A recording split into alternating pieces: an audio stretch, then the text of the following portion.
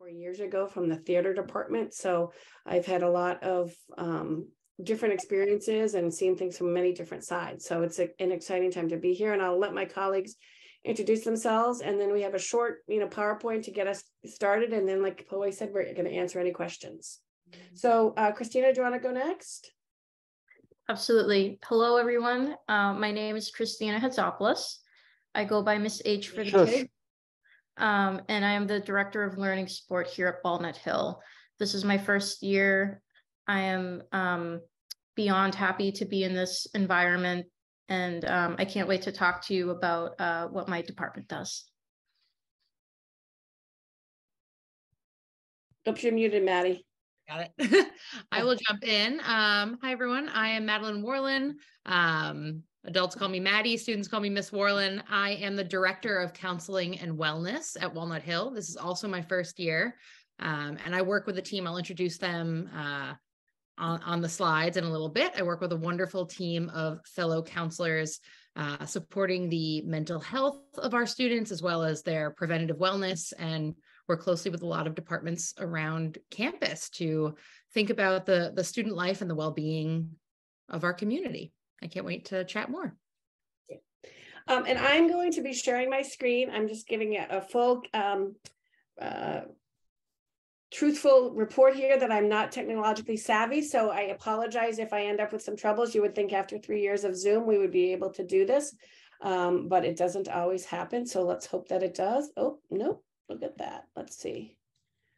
Are you seeing? Oh, yes. Maybe. It's happening. Oh, excellent. Okay, so we've already had the chance to introduce ourselves.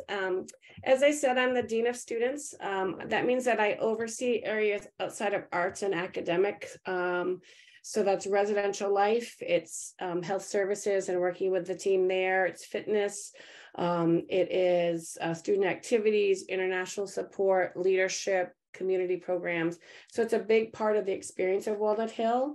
And it's an important thing to know that the experience at Walnut Hill is really all-encompassing for both boarding and day students. It's a really important factor. So when we talk about supporting our kids, we really are supporting kids no matter what they're doing here, no matter what their major is, their grade, if it's their first year, their fourth year, if they're boarding or day. So it's important. We are a team. We really look at this as the parent and family, the student and the school, and see it as a triangle of support. And that we are here both for the students of the best experience and for them to move from whoever they are as an artist and a student and a person when they come to be better at all of those things when they leave us. And we're also here to support parents. And I think that's an important part of it. We're not here to say we are the experts in everything and we know how to do everything with your student. We're really looking to partner with that and to help you if you're struggling with students. We know that it can be difficult to raise teenagers, and we want to make sure that experience is positive for everyone. There are a couple supports I want to talk about. The first is our Student Resource Committee, and it's an early intervention committee. Both Christina and Maddie sit on that with me, with our Director of Community Programs, our Director of International Support, Director of Diversity, our Director of Artistic Studies. Who am I forgetting? Our school nurse. There it is. And we meet weekly to really make sure that our no student is slipping through the cracks. So we get information from advisors, from dorm parents, from teachers. Sometimes parents have reached out. Sometimes we've seen some things of concern. And it's really to help the student and make sure that we're offering every support. So it may be that we're asking someone to get testing so we can help them understand how their brain works. It might be that Maddie and her team are reaching out for additional support because someone is homesick. It could be that someone's struggling in, let's say, math. I always pick on math and need some, support around that. It could be that they're having a really hard time because it's a totally different culture to be at Walnut Hill and a new language, and they are, 15,000 miles away from their families, and they're really trying to figure out how to make that work. Or it might be that they don't know how to do laundry and their dorm parents are helping them to learn some life skills, and that's overwhelming. But the SRC committee meets to really make sure that we're putting every support we possibly can into helping a student be successful. Two other groups that are super important are the advisor and our dorm parents. And the advisors have a group of no more than 8 students, and students will work with the same adult advisor their entire time here. And it's really somebody who is there to be a go-to support and someone who has the best understanding of a student's whole experience. It's also a chance for students to meet a small cohort of kids who they'll travel through their career with, who aren't just in their major. And that can be an important piece. So you'll have, a dancer who says, I can't wait to go to the chamber concert because my, friend from advisory is there. And really understanding how other kids make art and what that commitment means, and having people really see you at your best and your worst. And so the advisory group meets every week and is a great resource. And then our dorm parents. I am a parent, as I said, one and done, but I can't speak highly enough of our dorm parent team, people who are willing to spend their lives raising between 11 and 40 teenagers and welcoming them into their home in the dorm and being with them at their best and at their worst, and remembering that they had a math test, or remembering that it was their, birthday, or remembering that it was, that their grandmother had been ill and they want to check in on them. And so that dorm parent group is really serving as, and we call it in loco parentis, and really in lieu of parents and family. And they're there to make the campus home for the kids who are boarding, and they do a great job at that.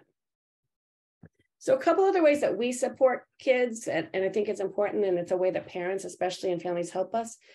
We have a lot of student activities on campus. That's our colleague Amanda does that. And one of the ways that we want parents to help us is to encourage participation. We have events almost every weekend day or evening. Last week we had a delayed Halloween dance because of a little COVID spike. So we had a costume dance. We've done pumpkin carving, as they have here, apple picking trips, s'mores. COVID showed us and the kids that being outside was actually fun. So s'mores and sledding events in the winter and all of that are fun. And it's really important that kids are taking advantage of those for a couple of reasons. One, we all need a stress reliever, and we also need to make sure that we're still allowing our students to be kids. And our kids are a really mature bunch of young people who have committed to studying an art, but we want them to do fun kid things too. So that's another way that we support them, to remind them that you can be silly and crazy at a coffee house and do a silly little skit with your friends. If you're a dancer, you don't have to be on point all the time, or something like that. I want to talk a little bit about communication. As I said, we are a triangle of support. So we won't believe everything students say about you, parents, if you don't believe everything they say about us. I think we are committed to being open and honest and transparent with students and with families. We're not going to tell kids when they get in trouble that we're not going to call their parent, even though 80% of them ask us that. And we would ask that parents are also saying the same thing to their students. If you're concerned about your student, that you're letting them know that, and letting them know that you're going to reach out to us so that we can approach them honestly and openly for support and help. And then the last thing I want to talk about is we're supporting kids in independent living. We are teaching them everything from how to actually wake up with an alarm clock, which sounds like an easy thing, but is not always easy, to the fact that you need to change your sheets more than once a year, to what does it mean to eat in a dining hall? How do I take care of myself if I start to feel a little sick? Do I just call my mother who's 3,000 miles away, or I can actually go and talk to the school nurse? So those are the things that we're reminding kids of all the time, and we are used to kids not knowing how to do them, and are skilled at helping them learn how to do them so that they can feel good about their independent living. So those are a couple of things that when I think about why Walnut Hill is a special place for students, come to mind for me. So I will turn it over. Oh, look at that. I did it, to Maddie, and talking about counseling and wellness. Awesome. Thank you, Melissa. So I'm so glad to be here, really to represent my whole team, because there's more than just me in counseling and wellness at Walnut Hill. But as the director, I'd be glad to share a little bit more. We are making a big push, particularly this year, to move from just kind of your one-on-one therapy support for students, really to a model of wellness, thinking a lot about preventative work with our students, thinking about what is the adolescent experience, especially coming off of COVID, staying close with our sibling independent schools in New England, and really understanding what our adolescents going through right now and how can we support them? How best can we really work some programs into our curriculum and into our day-to-day, and working closely with student life. But of course, we do work with students from a mental health perspective as well, thinking a little bit about that short-term counseling. We are not their one-off fit for long-term counseling, but we do a lot of referrals out to clinicians in the area. We have a wide network of therapists, psychologists, psychiatrists that we can refer families to for that more consistent support. But we love to offer students that one-on-one care, whether it's a couple weeks or just a drop-in. I actually had a student drop in just today to talk about a friendship stress, and we kind of problem solved about it. And I might not hear from them again for a few more weeks. But then we have some students that see us regularly to kind of process through things more long-term. Or long-term within the short term, more consistently week to week. We also do some individual and group gatherings. One of my colleagues, Ms. Carter, has been doing some great work doing what we call cookie groups. We really enjoy meeting with the students and getting to know them, not just from a mental health standpoint, but getting to them as people and getting to them as students. So she has been running some fantastic groups where students come in, they hear a little bit about the counseling center, they get familiar with the space and have some fun snacks and cookies. And we get to know them as people, learn their names, and make that connection before they need us, which I think really builds that relationship and that trust. We also do a lot of consultation and provide resources. I say that both on the campus side of things. We do a lot of consulting around with advisors and teachers. And as I said, I work really closely with student life and dorm parents, but we also do that with families. I get lots of calls from parents about concerns and wanting to hear a perspective outside of their bubble about what's going on with their kid, or what can they expect from adolescent development in today's day and age. And I really welcome parent communication. I think that while if it happens to be a boarding student, we are seeing them round the clock, or a day student, we see them most of their day. There's still so much, such a big role that the parents play in communicating with their child, that I would be happy, or my team would be happy to consult on what we see as trends in adolescence right now and how best we can advise to handle situations. We also, of course, do crisis assessment and management should a student be feeling kind of at their rock bottom. We do that assessment, and we have a lot of protocols to make sure that they're safe and make sure that we get them the proper care.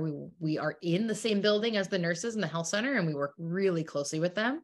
And they're our first line of care, really, referring students up to us. And we work closely with them with hospital programs and any sort of treatment that a student might need. And of course, we do some of that preventative work that I mentioned. Just had the pleasure with my team of meeting with the seniors today and talking a little bit about wellness as they start to think about their post-Walnut Hill lives and taking care of themselves independently, and becoming real young adults out there in the world, and what are the resources that they'll need to source themselves. And it was a really fun time to meet with them. And we do lots of programming to that. Yeah. And like I mentioned earlier, those referrals out to outside clinicians. So this is my team. Of course, that is me, Madeline Moreland. I work with both Sam Coe and Leal Carter, Miss Carter. Sam goes by Sam with the students, and Leal goes by Miss Carter. They are both in different capacities, some part-time folks in our team, and I am full-time on campus, and students are able to meet with anyone.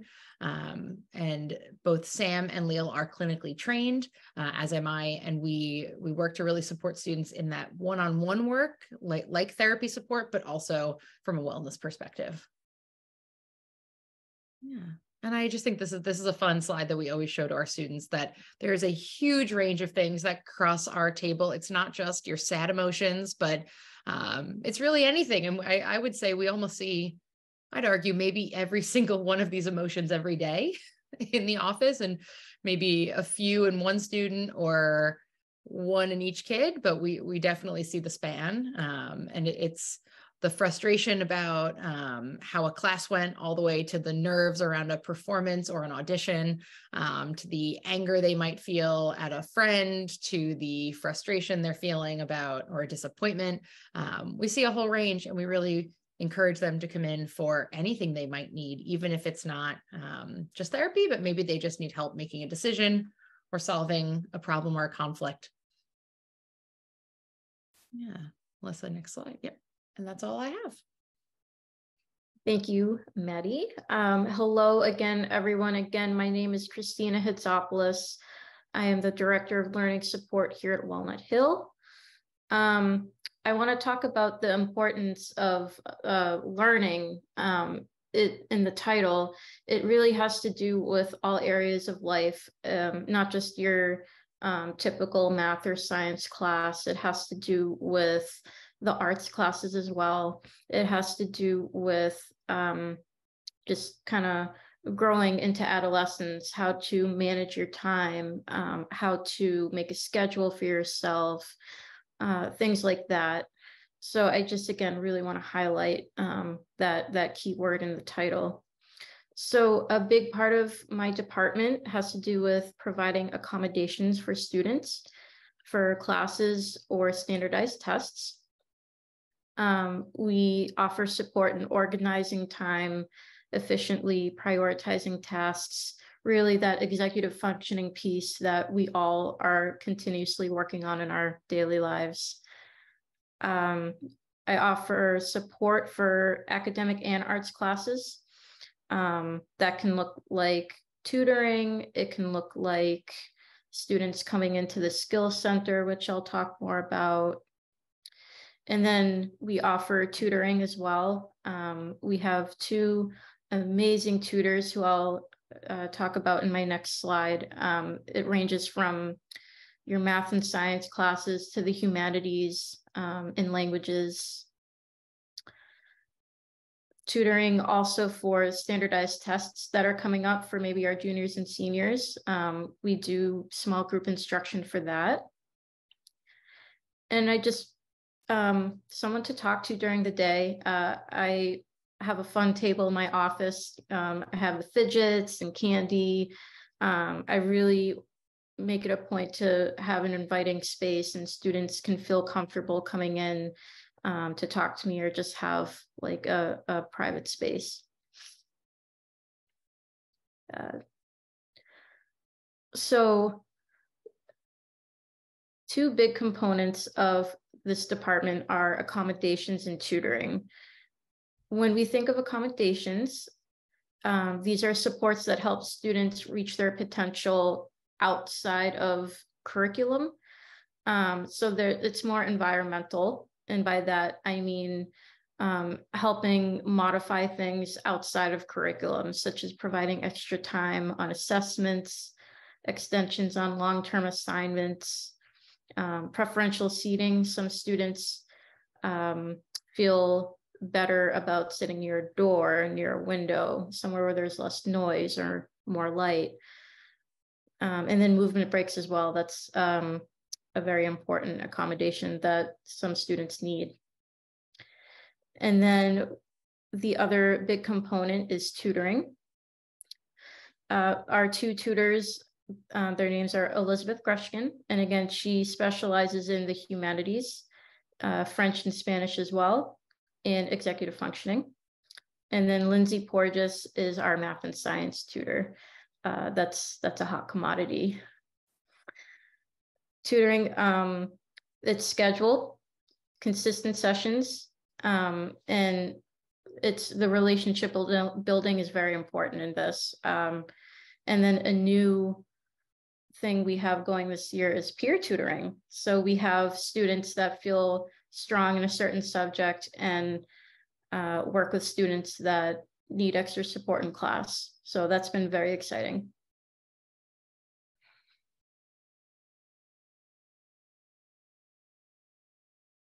I'll stop sharing so that we can actually just answer questions. I think, this is an opportunity just to ask anything you want, as Poway said, about Walnut Hill, about how we work with students. I think it's important. We are a very small place. You know, we have under 300 students, and we have over 100 adults who are working with students. I think it's a 2.5 to 1 ratio, students to adults, when we add in our dorm parents and our support folks and all of the faculty between the arts and academics. And it's also a place where our support staff is a hugely important component. You know, the woman who runs our bookstore, Donna, I think every kid here would say is one of their best, you know, the people they're most excited to see, and she'll get whatever they want for a snack in the bookstore, and she remembers that they were upset the day before. So we are a small place, and we really get to know students. And as Maddie said, you know, we get to know them as people, and then we want to work with them as learners and artists. And I think that that's an important thing for you to know, that we want them to be the best people they can be when they graduate, and we want to help them through the struggles of being teenagers, because we know that that's not always easy. So any questions or things that we didn't touch on that you might have questions about or concerns about as you're thinking about Walnut Hill as the next step for you? Jamie. Hi there.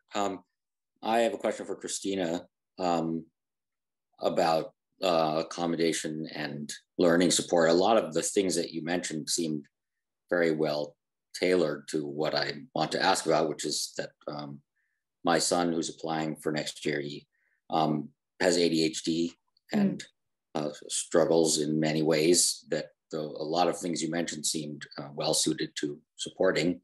But I did want, since you didn't mention it specifically, I wanted to ask if you had anything to say about that particular set of challenges.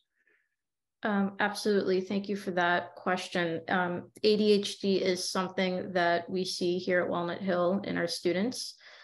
And there are certain accommodations that tailor well towards a learning profile such as that, like the movement breaks. I think that's super important. Extra time on assessments. And I make it a point to meet with all students individually and their families and talk about specific things that have helped them in the past, or we can start anew and brainstorm interesting accommodations that might work. And if a student has like a regular therapist already coming in to the school, is that sort of able to be, are they able to continue seeing that person as part of their experience? Absolutely.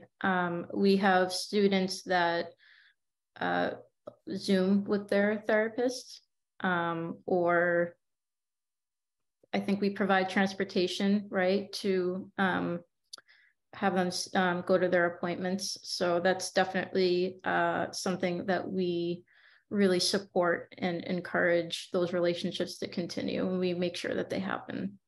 Oh, that's awesome. Thank you. Thank you so much. Maddie, do you want to talk a little bit more about that in connecting with therapists? I think it would, I think we actually have a great process, so it'd be great to. 100%. Yeah. So I would say, I mean, whether it's a student dealing with a outside clinician in a boarding capacity or a day, whether they're telehealth or in person, we have lots of supports. They typically go through my office for any sort of therapeutic needs. And we have students, we have spaces in a few spaces in the dorms, and then a bunch of spaces in the health center that we manage a calendar to support students in having that private space. Some kids like to just take it on a walk or call their therapist wherever they're comfortable, but a lot of students look for that real private office space, let's call it. So we provide that, and I manage that calendar. We also will communicate with outside therapists. We highly recommend that with families. It's not necessary, but I think it really helps bring that full 360 experience, because we are seeing them so much of the day, whether they are day or boarding. It helps my office, my team, as well as Christina, and any other support individuals that are working with a student to really better understand what they're learning and processing through, and the supports they're developing in their outside therapy, and bring it into the school, not in a way that we're communicating about private information, but just in a way that we're creating that bridge of support. Should we need to help use any sort of tools at school, we're continuing that same messaging and not kind of crossing over. So yeah, we work really closely. I work with quite a few outside therapists for students for a whole host of reasons. And Christina and I communicate about lots of students that have both academic learning struggles that cross over into emotional or counseling needs regularly. It's a great way to have a full team approach. And I will just say lastly, my son would be really mad at me probably, but I'm the parent of a kid with ADHD, and I cannot imagine a better place for him to have been as a learner, and not even from an arts perspective. I mean, he got great training, but I think that academic class sizes are small, but not so small that he always felt like he was under a microscope. I think that the teachers here are skilled at learning, are working with kids with a wide range of academic abilities and interest, and I think that that really helps, and are really looking to people like Maddie and Christina for support if they're struggling in connecting with a student. So, people always say, oh, he just came here for the theater program. And I say, no, he actually came here more for the academic program. For that, from my perspective as a parent, he might say differently, but. Are there other questions or things we can help with? I have a question. I mean, you're getting kids from all different areas, and do you do any kind of assessment to see like where they would be in math, or do they just all go into the same math class freshman year? Right. Right. We do a lot of assessments for that, and actually for math and language, especially for ELL and French and Spanish. Students will take an assessment with math, and then if there's any question, they'll have a conversation with the math and science department chair to make sure they're getting put into the right place. We have an integrated math curriculum so that you're taking algebra and geometry and other skills sort of throughout the course of your year, and those skills get harder as you go through math 1, 2, 3. So I think we want students to be in the right level, whatever the class is. So math, that happens in, often our kids in world languages are going back a year because it's a full immersion class. So sometimes kids will come and say, I took French in 7th and 8th grade, and maybe I'll be in French 3. And they get here and we're like, no, you're not, because you took it and you talked in English the whole time. So, and then sometimes they take it and they're in French 2 or 3. So I think we want them to be in the right level. And it's another example of what we are small enough that if you and your child get here and they are in a class and they say, wow, this is super easy, or this is very overwhelming and hard for me, then we'll work with them to help them get into the right place.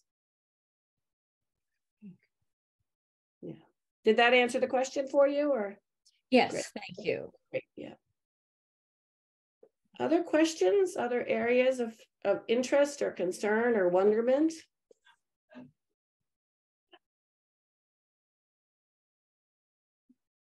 Wow. I guess I had a follow-up question for Hey, that. Good. Just, is the classroom very interactive? My child also has ADHD. So I was just wondering if the classes are engaging or more of a lecture format. So it's funny, because I don't oversee the academic program and I can defer to Poway, but I can say, I think the classes are 70-minute blocks, so they have to be engaging, because even if you don't have ADHD, who wants to listen to a lecture for 70 minutes? No one, right? And so I think that they are with lots of different modalities. So there'll be individual group work, might be journaling. In one of our humanities classes, she starts it out with mindfulness. Every class has started out with some mindfulness time. So I think that they are pair and share. And the language they're doing, recording themselves and listening to that. So it's a lot of interactive work and changing the modality to keep people from getting bored and zoning out. Right. And I can maybe add just a little extra piece, because I love taking breaks from sitting in my fun, but also sometimes boring office. And I walk down the halls, I go into classrooms and see what's happening. The physics room, they're always like contraptions and experiments they're doing. Math classes, students are going up to the board and writing out their computations, and it's very group focused. Humanities classes, most classes, they don't sit in individual desks and like all face the front of the room. It's very much like in a circle or rectangle, and it's discussion based. So there are lots of different components, and definitely will help with giving a dynamic education and keeping students engaged. Thank you. Jamie, go ahead. Yeah, I wanted to ask about in the arts curriculum. I guess students come in already with their major like focus decided, but to what extent can they explore other areas of the in parallel with their major? So our mission is to give an intense training in one art form. So I think that that's an important thing to say. Kids are taking their art form. If they're a visual artist, they're taking 3 or 4 visual art classes. If they're in theater, they're in their classes over 5 days with other things happening, dance 6 days, music, that kind of thing. But we have a program called Art 360, which is open to students. Right now, freshmen take that second semester of their freshman year, sophomores take it their entire sophomore year, and juniors take it the first semester. And it's a course offering in something other than what they have. So it might be a photography class. Our director of artistic studies is teaching a gospel choir course now. POE is teaching a class on drumming, if I'm not mistaken, POE, correct? No? Painting and percussion, yeah. So, I think we're trying very hard to have art that the kids won't have. Some that they have never thought about being interested in, and some that they say, I'm a music major, but I take dance and I'd like to continue to take ballet. We have 2 kids who just now are starting to take point in our community dance academy, who are theater majors and wanted more ballet, not just the movement that the theater kids had. So I think that we recognize that our kids, while we ask them to focus on one art now, often are interested in lots of different things. So I think, that's an opportunity.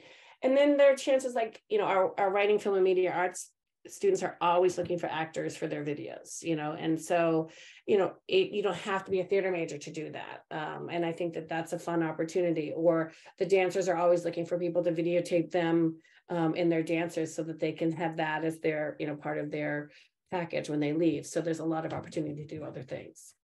Melissa, I would echo off of that or build off of that.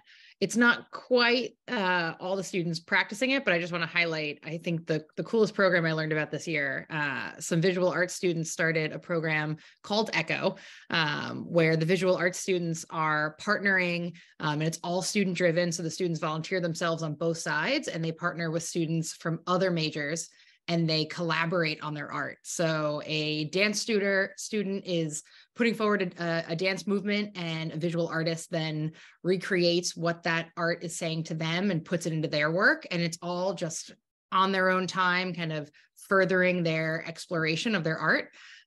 We talked about it in assembly, and the students presented it, and I thought it was the coolest thing I've seen in a really long time. And they are just blown away.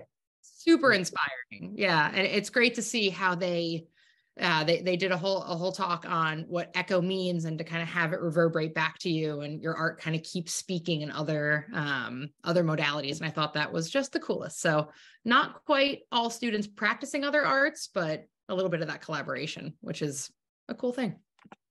Right. That's great. Great. Thank you. And I know, like, my son's applying to theater, but he also sings, he likes to dance, he likes to do filmmaking, he likes all of the arts. So it's nice to hear that there are opportunities to dabble in the other areas. And I think especially around singing, we lots of kids take secondary lessons. It is unfortunately an additional fee, but we offer piano, we offer voice on campus for our kids to take in some other instruments. And so it's a great way if someone says, you know, I've always played the cello and but I want to come as a visual artist to still continue to do that. So it's great. Nice. But I want to add something that Melissa already emphasized that because we are the student that enroll in specific major already, so that means they focus their time and energy usually on one major. Put a lot of time actually because our students are very, very occupied from the morning to the evening, and so they might have a limited time to actually to choose to go to other to explore other majors. So we also need to know the limitation there. But in the meantime, I will encourage the student to explore, to use our current resource and work with their peers. I think that their peers, the students, actually, they are the most rich, the richest resource for them, because really, I talk to the students, say, imagine that you are a roommate with the next Tom Hanks. You watch the movie with the next Steven Spielberg. You never know, right? And who they're gonna be, and then you work with them to talk about things, to inspire each other. So that is the most amazing thing in the world, and to study at Woodland Hill. It's better than one teacher, that teacher. Yes, you can go to any to find those teachers, but the environment provided here as a whole, you cannot find anywhere else. So we encourage students really look at that and think about that. And then I just think about it, I feel very excited. And I would say, I want to add on that too, that you get that exposure to the arts in that way. We also are an international community. And I think that that is an opportunity that, you know, I grew up in Freeport, Maine. You know, the idea that I would ever be sitting next to at dinner someone who was from China, like that was never going to happen, right? And you know, I think that that's an important piece and a real benefit for our kids to have, both for our international and for our domestic students, to really be exposed to those different cultures and the appreciation of arts that is different from culture to culture, and the commitment that, you know, the kids have had. I think it's a real gift that we have in terms of our community. I'd love to build off of that. Something that I have been so happy to see, we truly celebrate all different cultures and customs, ranging from certain options in the dining hall. Sometimes there's a theme around a certain type of cuisine. We have what was the culture night? Culture Fest, yeah. Culture Fest, where there were tables all around a room, and there were representatives at each table representing their country or their heritage, their culture.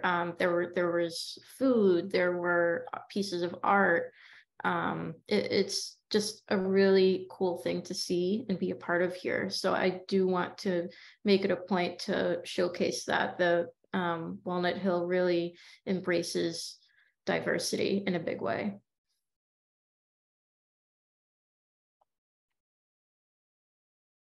Great. Any other questions from folks, comments?